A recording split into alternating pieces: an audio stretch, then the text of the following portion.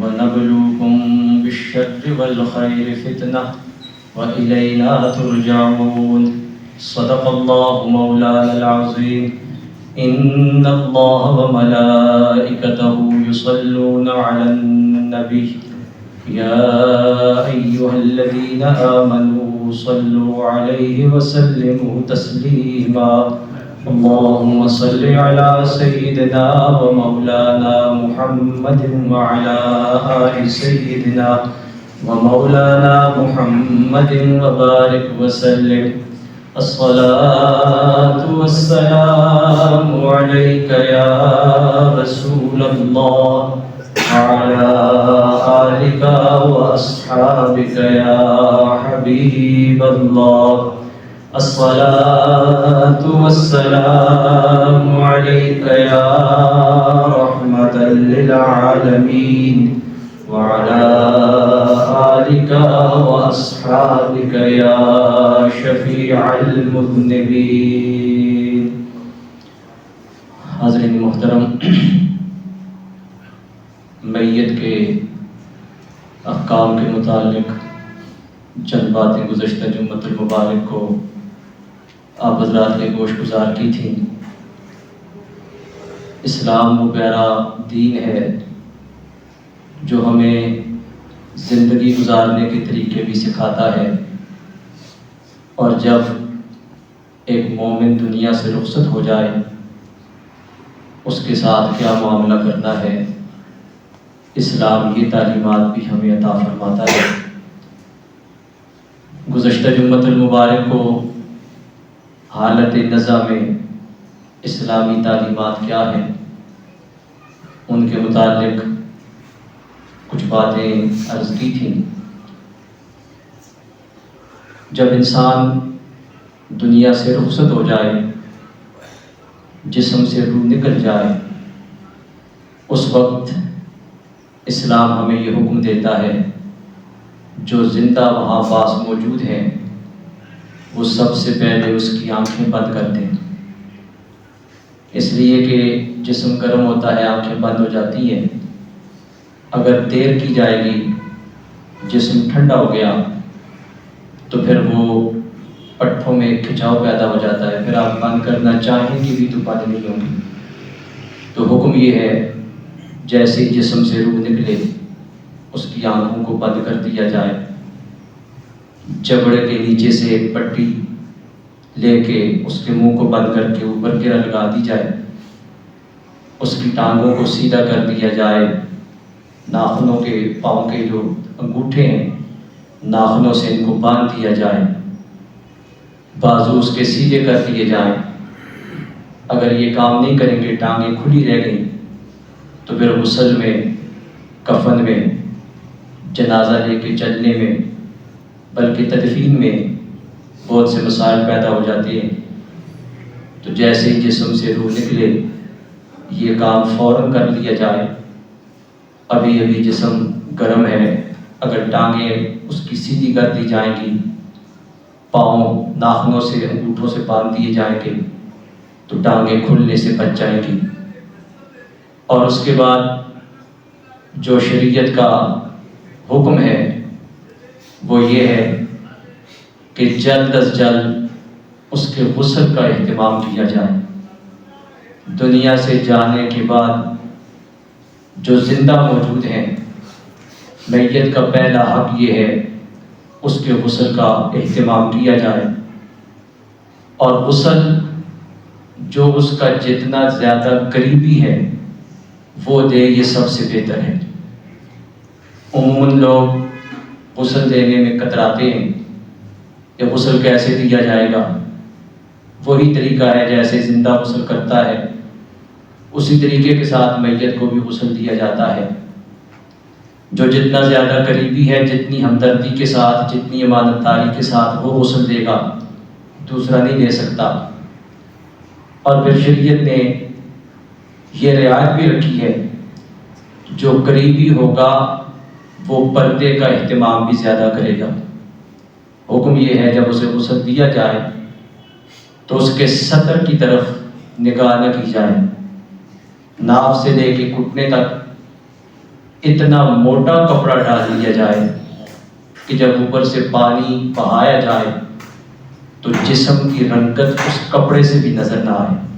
اتنا موٹا کپڑا ناف سے گھٹنے تک ڈال دیا جائے۔ اور غسل میں نبی کریم صلی اللہ علیہ وآلہ وسلم نے امت کو جو سبق دیا وہ بڑا پیارا ہے، بہت سی تعلیمات ہیں۔ سرکار نے فرمایا میت کو بیری کے پتوں سے جوش دیا گیا پانی اس کے ساتھ غسل دیا جائے۔ حضرت ام عطیہ رضی اللہ تعالیٰ عنہ انصاریہ ایک صحابیہ ہوئی ہیں، فرماتی سرکار کی پیاری بیٹی حضرت زینب رضی اللہ تعالیٰ عنہ کی وفات ہوئی، ہم انہیں غسل دینے لگی تو نبی کریم علیہ السلام تشریف لائے اور آپ نے ارشاد فرمایا کہ میں اس کو غسل دینا ہے تو بیری کے پتوں سے جوش دیے گئے پانی کے ساتھ اس کو غسل دیا جائے اور مرتبہ غسل دیا جائے، ان 3 مرتبہ 5 مرتبہ 7 مرتبہ تاک عدد میں غسل دیا جائے۔ اور یہ بھی فرمایا غسل کی ابتدا دائیں طرف سے کی جائے۔ ام المومنین حضرت عائشہ صدیقہ رضی اللہ تعالیٰ عنہ فرماتی ہیں نبی کریم علیہ السلام کو ہر معاملے میں دائیں طرف سے ابتدا کرنا زیادہ پسند تھا، تو سرکار نے غسل میں بھی دائیں طرف سے ابتدا کرنے کا حکم دیا۔ ہمارے یہاں آج کل شہروں میں تو بیریاں نہیں ہیں، دیہاتوں میں درخت ہوتے ہیں، وہاں سے بیری کے پتے مل جاتے ہیں، اگر کسی کے گھر میں ہو تو اچھی بات ہے، اور اگر نہیں ہے، نہیں ملتے کہیں بیری سے پتے، تو پھر عام صابن کے ساتھ آپ کسی خوشبودار صابن کے ساتھ غسل دے سکتے ہیں۔ لیکن سنت طریقہ یہ ہے اگر بیری کے پتے مل جائیں تو ان کو پانی میں ڈال کے اس پانی میں جوش دیا جائے اور اس کے بعد وہ پانی اتار کے ٹھنڈا کر لیا جائے یا اس میں دوسرا ٹھنڈا پانی ملا دیا جائے، اور اتنا گرم کہ جو زندہ آدمی ہاتھ ڈالے اسے تکلیف نہ ہوتی ہو، ایسے نیم گرم پانی سے میت کو غسل دیا جائے۔ حکم یہ ہے میت کو نیم گرم پانی کے ساتھ غسل دیا جائے، اتنا گرم نہ ہو جس سے اسے تکلیف ہو۔ جس چیز سے زندہ آدمی کو تکلیف ہوتی ہے میت کو بھی اس سے تکلیف ہوتی ہے، تو اس لیے پانی پہلے اپنے ہاتھ پہ ڈال کے دیکھ لیا جائے زیادہ گرم تو نہیں، اگر زندہ کو تکلیف ہو رہی ہے تو مردے کو بھی تکلیف ہوگی، اور اسلام نے مردے کی راحت کا حکم دیا ہے۔ کوئی ایسا عمل جس سے اسے اذیت پہنچے، تکلیف پہنچے، شریعت اس کی اجازت نہیں دیتی۔ اس لیے نبی کریم علیہ السلام نے مردے کی ہڈی کو توڑنے سے بھی منع فرمایا ہے، بلکہ اسے اسی طرح جرم قرار دے دیا جس طرح کسی زندہ آدمی کی ہڈی کو توڑا جائے، جیسے اسے تکلیف ہوتی ہے، فرمایا مردے کی ہڈی کو توڑو گے تو اس کو بھی تکلیف ہوگی۔ مردوں کی برائی بیان کرنے سے بھی منع فرمایا، زندہ کی اگر آپ غیبت کریں گے اسے پتہ چلے گا اسے تکلیف ہوگی، اسی طرح مردے کی غیبت اس کو بھی اس سے تکلیف ہوتی ہے، تو سرکار نے فرمایا اپنے مردوں کی اچھائیاں بیان کیا کرو، خوبیاں بیان کیا کرو، ان کی برائیاں بیان نہ کیا کرو۔ غسل میں بھی یہی حکم دیا، جو جتنا زیادہ قریبی ہے وہ غسل دے، اگر کوئی ایسی چیز دیکھ لے جو ناگوار ہے اس کو آگے لوگوں کے سامنے بیان نہ کرے، پردہ پوشی کرے۔ نبی کریم علیہ السلام نے ارشاد فرمایا جو شخص کسی میت کے لیے قبر کھودے گا اللہ رب العزت اسے جنت میں محل عطا فرمائے گا۔ جو غسل دیتے وقت امانت داری اور پردہ پوشی کرے گا، کوئی ایسی چیز دیکھ لی جو ناگوار تھی اور اس نے اس کو لوگوں کے سامنے بیان نہیں کیا، سرکار نے فرمایا یہ غسل دینے والا گناہوں سے ایسے پاک ہو جائے گا جیسے اس دن پاک تھا جب اس کی ماں نے اسے جنا تھا۔ اور یہ بھی سرکار نے ارشاد فرمایا جو کسی میت کو کفن دے گا، خود خرید کے کفن دے دیا، کسی کی ضرورت پوری کر دی، پروردگار عالم اسے جنتی جوڑے عطا فرمائے گا۔ ایک مومن کے ساتھ ہمدردی، ایک مومن کے ساتھ اس کی ضرورتوں کو پورا کرنا، یہ اسلام صرف تاکید ہی نہیں کرتا بلکہ اسلام اس کی حوصلہ افزائی کرتا ہے، اسلام شوق دلاتا ہے۔ اس لیے اگر اللہ رب العزت موقع عطا فرمائے قبر کھودنے میں حصہ لینا چاہیے، تدفین میں حصہ لینا چاہیے، غسل میں، کفن میں، دفن میں حصہ لینا چاہیے، یہ حق بھی ہے اور ایک مسلمان کے ساتھ ہمدردی بھی ہے اور شریعت نے ان اعمال پہ بڑے اجر و ثواب کا وعدہ بھی ارشاد فرمایا۔ تو غسل دیتے وقت حکم یہ ہے کہ اس کی پردہ پوشی کی جائے۔ غسل میں سنت عمل یہ ہے، ہمارے ہاں تو آج کل مسجدوں میں تختے ہوتے ہیں، لوگ لے جاتے ہیں اور اسی پہ لٹا کے غسل دے دیا جاتا ہے۔ شریعت نے یہ حکم دیا غسل دینے سے پہلے جس پھٹے پہ، جس تختے پہ میت کو لٹانا ہے اس کو بھی 7 بار دھونی دی جائے، خوشبو سلگا کے اس کے ارد گرد پھرا لی جائے، اور اس کے بعد پھر میت کو اس پہ لٹا دیا جائے۔ اور پھر اس کے بعد سرکار نے ارشاد فرمایا، ہمارے فقہاء نے تو لکھا ہے پہلے اس کو عام پانی سے، خالص پانی سے غسل دو، دوسری مرتبہ سے یہ مراد ہے ہمارے یہاں جیسے غسل دیا جاتا ہے، غسل پہلے پھر جنازے کے وقت پھر غسل دیا جاتا ہے، یہ پتہ نہیں لوگوں سے کہاں سے کہا دیا۔ غسل ایک ہی مرتبہ ہے،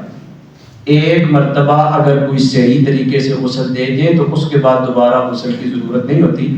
ہمارے یہاں لوگ 2 دفعہ غسل دیتے ہیں۔ فقہاء نے یہ لکھا ہے کہ ایک مرتبہ آپ اس کو خالص پانی سے غسل دے دیں، دوسری مرتبہ جس پانی میں بیری کے پتے جوش دیے گئے اس کے ساتھ غسل دے دیں، اور تیسری مرتبہ کافور ملے پانی سے، کافور کی خوشبو ہے وہ پانی میں ملا کے تیسری مرتبہ اس کو غسل دے دیا جائے، اس کے بعد پھر اسے غسل کی ضرورت نہیں رہتی، اب اس کا جسم بالکل پاک صاف ہو گیا۔ بیری کے پتوں سے جو غسل دینے کا حکم دیا گیا،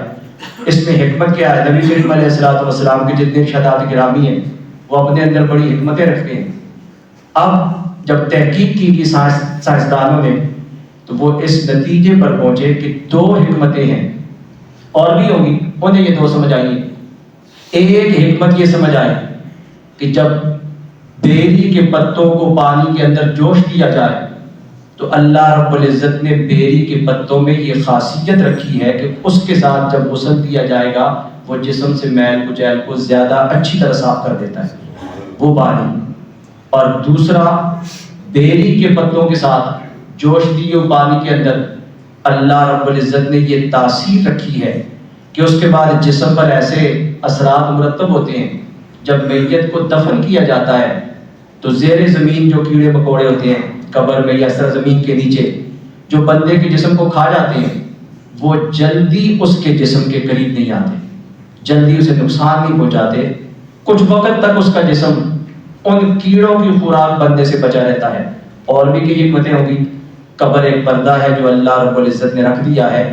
اب یہ ضروری نہیں کہ ہر میت کا جسم کیڑے مکوڑے کھا جاتے ہیں، ایسے اللہ کے بندے ہیں صدیوں بعد ان کی قبریں کھلی، جسم تو جسم، کفن بھی سلامت تھا۔ تو ہمیں پتہ نہیں، یہ تو غیب کا معاملہ ہے، رب جانے، یا وہ جو بندہ ہے جو اس کے ساتھ معاملہ ہے، لیکن عام طور پر یہی ہوتا ہے کہ کچھ وقت کے بعد زمین کے اندر ایسے بیکٹیریا موجود ہوتے ہیں، ایسے کیڑے وغیرہ موجود ہوتے ہیں کہ جسم ختم ہو جاتا ہے۔ لیکن یہ سائنسدانوں نے تحقیق کی ہے کہ جس میت کو بیری کے پتوں سے جوش دیے گئے پانی کے ساتھ غسل دیا جائے گا، ایک تو جسم میل کچیل سے صاف ہو جائے گا، اور دوسرا ایسے اثرات ظاہر ہوتے ہیں کہ قبر میں وہ کیڑے مکوڑے جلدی جسم کو نقصان نہیں پہنچاتے۔ تیسری مرتبہ سرکار نے فرمایا کافور ملے ہوئے پانی کے ساتھ اس کے جسم پہ بہا دیا جائے، غسل دے دیا جائے، اب اس کا جسم پاک صاف ہو گیا ہے۔ اور حکم یہ دیا غسل کی ابتدا بھی دائیں طرف سے کرو، بائیں طرف اس کو لٹاؤ تاکہ پانی دائیں طرف بہ جائے، اور پھر اس کو دائیں طرف لٹا کے بائیں طرف سے پانی ڈال دو سر سے پاؤں تک تاکہ پانی بہ جائے اور اس کا پورا جسم پاک صاف ہو جائے۔ اور پھر حکم ہے تھوڑا سا اس کو اٹھا کے جیسے بٹھایا جاتا ہے ایسے بٹھا کے اس کے پیٹ پہ اوپر سے نیچے آہستہ آہستہ ہاتھ مارو، اگر کوئی چیز نکلے اس کو دھو دو، دوبارہ غسل دینے کی ضرورت نہیں ہے۔ یہ نہیں کہ اگر پیٹ سے کوئی چیز نکلی تو پھر نئے سرے سے غسل دو، اگر کوئی چیز نکلی ہے تو صرف پانی بہا کے صاف کر دو، اب دوبارہ غسل دینے کی ضرورت نہیں، اب اس کا جسم پاک ہو گیا ہے۔ اس کے بعد اس کو کفن پہنا کے اگر قبر تیار ہے تو جنازہ پڑھ کے اس کو اللہ رب العزت کے حوالے کر دیا جائے، سپرد کر دیا جائے۔ غسل کے بارے میں یہ شریعت کا حکم ہے کہ اس طریقے کے ساتھ اسے غسل دینا ہے، اور غسل کے وقت اس کی پردہ پوشی کرنی ہے، اور غسل دینے والے کو نبی کریم علیہ السلام نے بڑے ارشاد، بڑے اجر کا ثواب، اجر اور ثواب کا اس کے ساتھ وعدہ فرمایا ہے۔ اور یہ بھی اسلام نے حکم دیا کہ جب کسی مردے کو غسل دیا جاتا ہے، ہمارے ہاں یہ بھی ایک مسئلہ ہے، لوگ کہتے ہیں غسل دینے والے کے لیے پھر خود غسل کرنا ضروری ہو جاتا ہے۔ تو یاد رکھیں اگر وہ اپنی مرضی سے غسل کرنا چاہے تو شریعت اسے منع نہیں کرتی، لیکن اس لیے غسل کرنا کہ اب میں نے میت کو غسل کیا تو خود مجھے غسل کرنا ضروری ہے، یہ کوئی مسئلہ نہیں ہے۔ جو غسل دینا چاہے اس کا اپنا جسم پاک ہونا چاہیے، باوضو ہونا چاہیے، وہ غسل دے لے۔ اس کے بعد اگر وہ اپنی مرضی سے غسل کرنا چاہتا ہے یا کپڑے تبدیل کرنا چاہتا ہے تو شریعت اس کو منع نہیں کرتی، لیکن یہ اس کے لیے لازمی اور ضروری نہیں کہ غسل دینے کے بعد وہ خود غسل کرے یا اپنا لباس تبدیل کرے۔ غسل دینے کے بعد میت کو کفن پہنایا جاتا ہے۔ کفن میں بھی اسلام نے جو تعلیمات ہمیں دی ہیں وہ بڑی پیاری ہیں۔ شریعت نے یہ حکم دیا، ہمارے ہاں تو لٹھے کا سفید کفن دیا جاتا ہے، اچھا ہے لٹھے کا کفن، لیکن یہ ضروری نہیں کہ ہر مردے کو لٹھے کا ہی وہ کفن دیا جائے۔ شریعت کا حکم یہ ہے کہ ایک مرد اگر مرد کو کفن دیا جائے تو جیسا لباس وہ جمعے والے دن یا عید والے دن یا کسی شادی میں جانے کے لیے جیسا لباس پہنتا تھا، بن سنور کے جاتا تھا، ایسا عمدہ کفن اسے پہنایا جائے۔ سرکار نے فرمایا اپنے مردوں کو اچھا کفن پہنایا کرو۔ اس کا یہ مطلب نہیں بڑا قیمتی پہنایا جائے، لیکن زندگی میں ایسے موقعوں پہ جیسے وہ تیاری کر کے خود جاتا تھا، جیسا لباس وہ پہنتا تھا، ویسا کفن اسے پہنایا جائے۔ اور عورت کے بارے میں ہمارے فقہا نے لکھا ہے کہ جب وہ اپنے گھر سے، شوہر کے گھر سے اپنے والدین کے گھر کی طرف جاتی ہے تو جیسا لباس پہن کے وہ اپنے والدین کے گھر جاتی ہے ویسے لباس کا اسے کفن دیا جائے، کیونکہ عورتوں کی یہ خواہش ہوتی ہے جب وہ خاوند کے گھر سے اپنے والدین کے گھر جائے تو اچھے کپڑے پہن کے جاتی ہے، تاکہ وہاں جو عورتیں ہیں وہ اس کو اچھے لباس میں دیکھیں تو وہ سمجھے کہ ہماری بیٹی وہاں سکھ سے رہ رہی ہے، یہاں اس کو راحت کے ساتھ رہ رہی ہے، کوئی پریشانیوں سے نہیں ہے۔ تو ہمارے فقہا نے لکھا ہے کہ اپنے والدین کے گھر جب وہ جاتی ہے شوہر کے گھر سے تو جیسا لباس پہن کے جاتی تھی اس لباس کا ایسا اس کو کفن پہنایا جائے، اچھے لباس کا۔ اگر کچھ سادہ کپڑا ہے یا ایسے حالات ہو گئے کہ اگر اچھا کفن نہیں دیا جا سکتا تو جو بھی ہے سفید کفن نبی کریم علیہ الصلوۃ والسلام نے پسند فرمایا ہے۔ آپ نے ارشاد فرمایا کپڑے سفید پہنا کرو اور اپنے مردوں کو سفید لباس میں کفن دیا کرو۔ اس کی بھی شریعت نے جو تاکید کی ہے اس کے اندر بھی حکمت ہے۔ آپ دیکھیں ہسپتالوں میں جو عملہ ہوتا ہے، ڈاکٹر ہوں، لیڈی ڈاکٹر ہوں، نرسیں ہوں، آپ نے دیکھا ہوگا اکثر ان کا سفید لباس ہوتا ہے۔ کسی اور رنگ کے کپڑے بھی پہنے ہو تو اوپر جو کوٹ ہوتا ہے وہ سفید ہوتا ہے۔ جب پوچھا گیا کہ یہ سفید کوٹ سفید لباس کیوں پہنتے ہو، وہ کہتے ہیں جراثیم ان پہ حملہ کم کرتے ہیں۔ وارڈ میں جاؤ، اسپتال میں جاؤ، مریض ہوتے ہیں طرح طرح کے، مختلف قسم کے جراثیم ہوتے ہیں، تو سفید کپڑے پہ جراثیموں کا حملہ کم ہوتا ہے۔ نبی کریم علیہ الصلوۃ والسلام کی حکمت کے قربان صدیوں پہلے 1400 سال کے بعد سائنس آج جس نتیجے پہ پہنچی ہے، سرکار نے صدیوں پہلے فرمایا تھا کہ میرے امتیوں کو سفید لباس میں کفن دیا کرو تاکہ قبر کے کیڑے مکوڑے ان پر جلدی اثر انداز نہ ہوں۔ تو سفید لباس پر جراثیموں کا حملہ کم ہوتا ہے، تو سرکار نے ارشاد فرمایا اپنے مردوں کو سفید اور عمدہ لباس میں کفن دیا کرو۔ ام المومنین سیدہ عائشہ صدیقہ رضی اللہ تعالیٰ عنہ فرماتی ہے سرکار کو 3 سفید یمنی سوتی کپڑوں میں کفن دیا گیا۔ 3 کپڑے تھے یمنی سوتی اور سفید، ان میں کفن دیا گیا۔ تو مرد کے لیے سنت کفن 3 کپڑے ہیں۔ ایک بڑی چادر ہے جس کو لفافہ کہا جاتا ہے، جو سر سے اور پاؤں سے تھوڑی زیادہ لمبی ہوتی ہے۔ دوسرا اس کو ازار کہا جاتا ہے جو میت کے قد کے برابر ہوتی ہے، اور تیسرا جس کو قمیص یا کفنی کہتے ہیں۔ پہنانے کا طریقہ یہ سب سے پہلے وہ بڑی چادر ڈال دی جاتی ہے جس کو لفافہ کہا جاتا ہے، جو کچھ سر سے بڑی کچھ پاؤں سے بڑی ہوتی ہے، اور بعد میں اسی کو گرہ لگائی جاتی ہے۔ اس کے اوپر ایک اور چادر ڈالی جاتی ہے جس کو ازار کہا جاتا ہے، جو میت کے جسم قد کے برابر ہوتی ہے، اور اس کے اوپر تیسرا کپڑا جس کو کفنی یا قمیص کہا جاتا ہے یہ بچھایا جاتا ہے۔ اس کے بعد غسل کے بعد میت کو جب کفن پہنایا ہے تو سب سے پہلے وہی قمیص، اس کے بعد وہ ازار، اور اس کے بعد لفافہ سر اور پاؤں کی طرف سے اس کو گول کر کے پھر گروں کے ساتھ کپڑے کے ساتھ اس کو باندھ دیا جاتا ہے، اور جب قبر میں میت رکھی جاتی ہے وہ گریں کھول دی جاتی ہیں۔ تو مرد کے لیے سنت 3 کپڑے ہیں اور عورت کے لیے سنت 5 کپڑے ہیں۔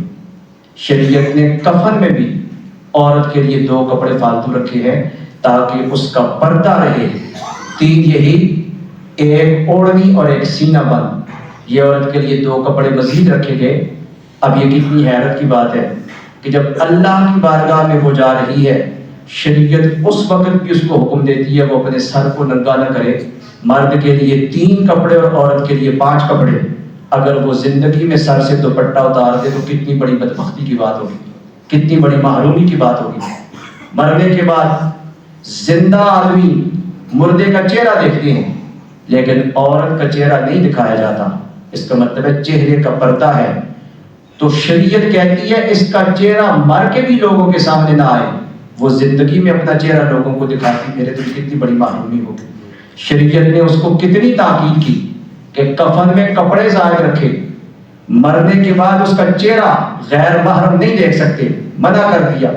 اگر وہ زندگی میں ان چیزوں کا خیال نہیں رکھے گی تو اللہ رب العزت کی بارگاہ میں جانے کے بعد سخت باز پرس ہوگی اور پھر حساب دینا پڑے گا۔ شریعت نے تو اس کے لیے کفن میں بھی کپڑا زائد رکھا ہے، اور شریعت نے دنیا سے جانے کے بعد بھی اس کے چہرے کے پردے کی اتنی تاکید کی کہ کسی غیر محرم کی نگاہ اس کے چہرے پر نہ پڑے۔ تو مرد کے لیے 3 کپڑے سنت کفن میں اور عورت کے لیے 5 کپڑے سنت۔ ہاں اللہ معاف فرمائے اگر کبھی حالات ایسے ہو جائیں کہ 3 نہیں ملتے تو 2 کپڑوں میں بھی کفن دیا جا سکتا ہے، بلکہ بعض اوقات 1 میں بھی دیا جا سکتا ہے۔ اگر ایسے حالات ہو جائیں کہ کپڑا نہیں مل رہا یا اموات بہت زیادہ ہو گئی ہیں، جیسے کبھی کبھی زلزلے آ جاتے ہیں، سیلاب آ جاتے ہیں، یا کوئی ایسا حادثہ ہو جائے کہ زیادہ لوگ فوت ہو گئے، اب مسنون کفن نہیں دیا جا سکتا تو 1 کپڑے میں بھی کفن دیا جا سکتا ہے، لپیٹ کے اس کو قبر کے سپرد کیا جا سکتا ہے، 2 میں بھی دیا جا سکتا ہے۔ لیکن جو سنت عمل ہے وہ یہی ہے کہ اللہ رب العزت نے اگر فراخی دی ہے تو میت کو، مرد کو 3 کپڑوں میں کفن پہنانا، عورتوں کو 5 کپڑوں میں کفن پہنانا، یہ شریعت کا حکم ہے۔ اور کفن دینے میں نبی کریم صلی اللہ علیہ وآلہ وسلم نے یہاں بھی دائیں طرف سے ابتدا کرنے کا حکم دیا ہے کہ جس وقت میت کو چارپائی پہ رکھ دیا جائے، کفن اس کو پہنایا جائے تو بائیں طرف سے لپیٹا جائے اور آخر میں دائیں طرف سے، تاکہ دایاں حصہ اس کے اوپر آ جائے۔ لپیٹنا اس طرح، پہلے بائیں طرف سے پھر دائیں طرف سے، تاکہ دایاں اوپر آ جائے، اور اس کے بعد جو گھر والے ہیں اس کا چہرہ وغیرہ دیکھیں اور اس کے بعد اس کو قبر کی طرف لے جائیں۔ ایک مسئلہ عرض کرتا چلا جاؤں، ہمارے عام طور پہ یہ ہوتا ہے کہ میت ہو جائے تو جس وقت تک اسے غسل نہیں دیا جاتا اس وقت تک لوگ بیٹھ کے صرف روتے رہتے ہیں، اس کے لیے کچھ پڑھتے نہیں، کوئی دعا نہیں کرتے، استغفار نہیں کرتے۔ ان کے ذہن میں یہ ہوتا ہے کہ جب تک غسل نہیں ہوگا اس وقت تک ہم کوئی چیز پڑھ نہیں سکتے۔ یہ لوگوں کی طرف سے پتہ نہیں کیسے ذہن میں بات آ گئی۔ شریعت کا حکم یہ ہے اگر فوراً مرنے کے بعد اس کے جسم کو لپیٹ دیا جائے کپڑے کے ساتھ تو آپ اس کے لیے دعائے مغفرت بھی کر سکتے ہیں، آپ قرآن خوانی بھی کر سکتے ہیں، آپ ذکر اذکار بھی کر سکتے ہیں، کچھ بھی پڑھ پڑھا کے اس کو ایصال ثواب کر سکتے ہیں۔ ہمارے یہاں جب تک پہلے غسل کیا جاتا ہے پھر اس کے بعد لوگ کچھ پڑھتے ہیں، کچھ روتے رہتے ہیں، اور پھر دوسرے غسل کے بعد بس منہ دکھا کے جنازے کے لیے جاتے ہیں۔ تو غسل ایک ہی ہے، وہ جس وقت بھی دیا جائے، چاہے وفات کے فوراً بعد دے دیا جائے یا جنازے سے کچھ پہلے دے دیا جائے، شریعت میں غسل ایک ہے جو صحیح طریقے سے دیا جائے۔ اس میں نے عرض کیا کہ ہمارے فقہاء نے لکھا ہے پہلے اس کو خالص پانی کے ساتھ، نیم گرم پانی کے ساتھ غسل، دوسری مرتبہ اگر بیری کے پتے مل جائیں تو وہ پانی جن میں بیری کے پتوں کو جوش دے کے رکھا گیا ہے ان کے ساتھ غسل، یا دوسری مرتبہ وہ پانی بہا دیا جائے، اور تیسری مرتبہ کافور ملا ہوا پانی بہا دیا جائے، اور اس کے بعد اس کے جسم کو خشک کر کے آپ اس کو کفن پہنا سکتے ہیں۔ ہمارے معاشرے میں ایک رواج اور بھی ہے کہ میت کو جن چیزوں کے ساتھ غسل دیا جاتا ہے، وہ تولیہ جس کے ساتھ اس کا بدن خشک کیا گیا، یا وہ صابن جس کے ساتھ اسے غسل دیا گیا، یا صابن دانی، ایسی چیزیں وہ بعد میں اپنے استعمال میں نہیں لاتے، لوگ کراہت سمجھتے ہیں، پتہ نہیں منحوس سمجھتے ہیں۔ کچھ تو کہتے ہیں کہ نہیں، میت کو غسل دیا گیا، میت نے اس کو استعمال کیا ہے، اب اس کو ہم گھر میں استعمال نہیں کرتے، چلو جی کسی غریب مسکین کو دے دو۔ تو اگر غریب استعمال کر سکتا ہے تو جو چیز غریب استعمال کر سکتے ہیں آپ خود بھی استعمال کر سکتے ہیں۔ صدقہ خیرات اچھی بات ہے، اگر آپ اس نیت سے دیں کہ چلو کسی کا بھلا ہو جائے گا اور ہمارے مردے کو فائدہ پہنچ جائے، تو شریعت صدقے سے منع نہیں کرتی، لیکن اس کو منحوس سمجھنا، کراہیت محسوس کرنا شریعت اس کی حوصلہ شکنی کرتی ہے۔ اگر آپ اس لیے دے رہے ہیں کیونکہ میت کے استعمال میں آ گئی اب ہم استعمال نہیں کریں گے تو یہ درست طریقہ نہیں ہے۔ اگر آپ خود استعمال کریں تو شریعت اس کی اجازت دیتی ہے۔ ہاں کسی غریب مسکین کو دیں، بے شک دیں تاکہ اس کی ضرورت پوری ہو جائے، اور نیت یہ کر لیں کہ ثواب اللہ تعالیٰ ہمارے مرحوم کو عطا فرما دے تو اللہ تعالیٰ ثواب بھی عطا فرما دے گا۔ لیکن میت کو ثواب پہنچانے کے لیے یہ ضروری نہیں کہ جو چیز آپ خود استعمال نہیں کرتے وہ دوسروں کو دیں۔ میت کو ثواب پہنچانے کا بہترین طریقہ یہ ہے جس چیز کو آپ خود اپنے لیے پسند کرتے ہیں وہ غرباء اور مساکین کو دیں تاکہ اللہ تعالیٰ مرحوم کو زیادہ اجر و ثواب عطا فرمائے۔ اللہ کے راستے میں وہ چیز دیں جسے آپ خود پسند کرتے ہیں۔ لن تنالوا البر حتی تنفقوا مما تحبون، پروردگار عالم فرماتا ہے تم ہرگز کامل نیکی کا رتبہ حاصل نہیں کر سکتے جب تک رب کے راستے میں وہ چیز خرچ نہ کرو جسے تم پسند کرتے ہو۔ اللہ کے راستے میں دینا تو وہ چیز دو جسے تم خود پسند کرتے ہو، یہ نہیں خود پسند نہیں کرتے اپنے استعمال میں نہیں لاتے چلو جی اللہ کے راستے میں دے دو، اس کا مطلب یہ ہوا معاذ اللہ ہم نے رب کے راستے میں وہ چیز دی جو اپنے استعمال میں لانا ہم پسند نہیں کرتے۔ وہ تو کریم ہے، قبول فرما لیتا ہے، اسے ضرورت بھی نہیں ہے، وہ تو ہم بندوں کو دیتے ہیں رب اجر عطا فرما دیتا ہے۔ لیکن اگر اپنے مردوں کے ساتھ اخلاص ہے،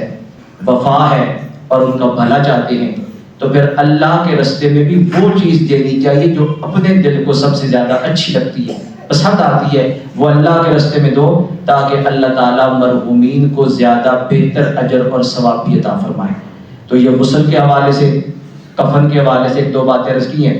جنازہ اٹھانے میں شریعت نے جو تعلیمات دی، ایک دو باتیں عرض کر کے گفتگو کو ختم کر رہا ہوں۔ نبی کریم علیہ السلام نے ارشاد فرمایا